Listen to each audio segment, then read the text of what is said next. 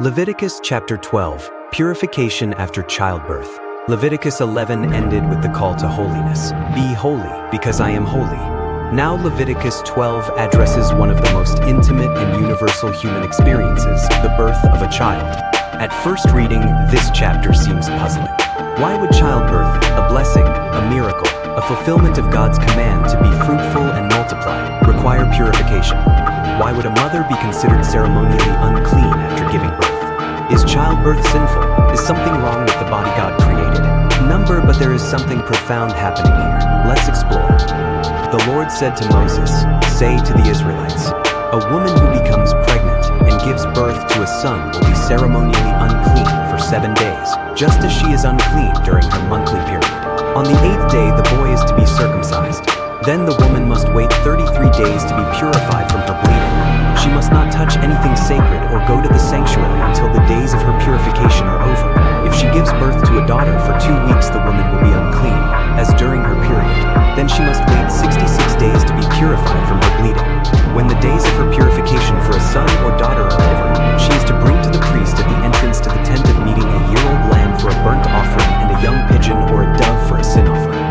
He shall offer them before the Lord to make atonement for her, and then she will be ceremonially clean from her flow of blood." These are the regulations for the woman who gives birth to a boy or a girl. But if she cannot afford a lamb, she is to bring 2 doves or 2 young pigeons, one for a burnt offering and the other for a sin offering.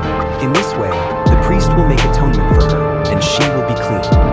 Mary and Jesus, the Gospel connection. This chapter comes alive in the New Testament. In Luke 2, we read that Mary and Joseph brought the infant Jesus to Jerusalem to present him to the Lord, and to offer a sacrifice according to what was said in the law of the Lord, a pair of doves or 2 young pigeons.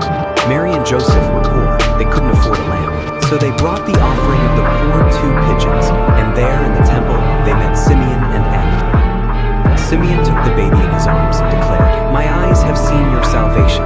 The Lamb of God was presented with the offering of the poor. The one who would become the ultimate sacrifice was dedicated in the temple with the sacrifice of the poor. Leviticus 12 finds its fulfillment in Jesus. The purification laws, the offerings, the waiting, all of it points to the one who would come, born of a woman, born under the law, to redeem those under the law. Lessons and teachings. 1. God cares about every aspect of life, including childbirth. The Lord said to Moses, "Say to the Israelites, a woman who becomes pregnant and gives birth." 12 verse 1-2. Childbirth is intimate, personal, and profoundly human, and God speaks to it. He doesn't leave this area of life unaddressed. The woman's body, her healing, her restoration, all of it matters to God. This is a powerful affirmation. Nothing about your life is too ordinary, too physical, or too personal for God's concern.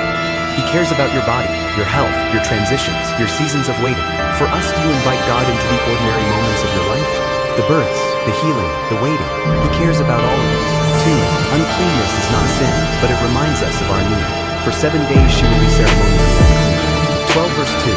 The mother hasn't sinned by giving birth. She is not being punished. The uncleanness is ceremonial, not moral. It has to do with the body's natural processes in a fallen world. But the need for purification reminds us that even the most joyful events are touched by the effects of sin. The pain of childbirth, the blood, the waiting, all echo the reality that we live in a world that is not yet fully redeemed. For us, don't confuse ceremonial uncleanness with moral guilt, but also don't miss the point. We need cleansing, restoration, grace, even in our most joyful moments. 3. The waiting period teaches patience and restoration. She must not touch anything sacred or go to the sanctuary until the days of her purification are over. 12 verse 4. The mother had to wait 40 days for a son, 80 days for a daughter. She couldn't rush back to worship. She had to rest, heal, be restored. There was a rhythm to restoration. This teaches us that healing takes time. That restoration is a process.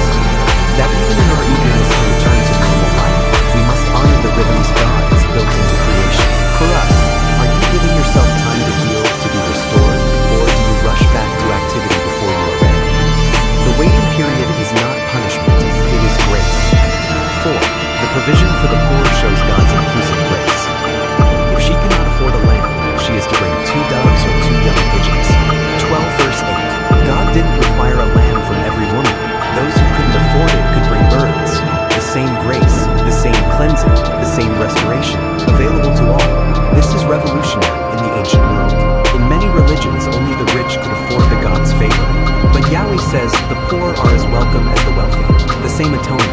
same restoration, the same community? Do you carry the same welcome to all? The rich and the poor, the powerful and the powerless? God's grace is not for sale. It is a gift, extended to all. 5. Mary's offering connects Leviticus to the gospel. She is to bring a young pigeon or a dove for a sin offering. 12 verse 6, fulfilled in Luke 2 verse 24. When Mary and Joseph brought Jesus to the temple, they brought 2 pigeons, the offering of the poor. The Lamb of God was presented with the sacrifice of the poor. This is breathtaking. The one who would become the ultimate sacrifice was dedicated with the offering of those who could not afford a lamb. Leviticus 12 points forward to this moment, and beyond, to the cross where Jesus would become the Lamb who takes away the sin of the world. For us, every sacrifice in Leviticus whispers, someone must make atonement. Jesus is that someone receive his grace, and like Mary, offer your gratitude to the God who provided. Let's continue studying the book of Leviticus. Subscribe, like, comment, and hit notification button for more videos, more Bible study, and more Bible knowledge. We got you.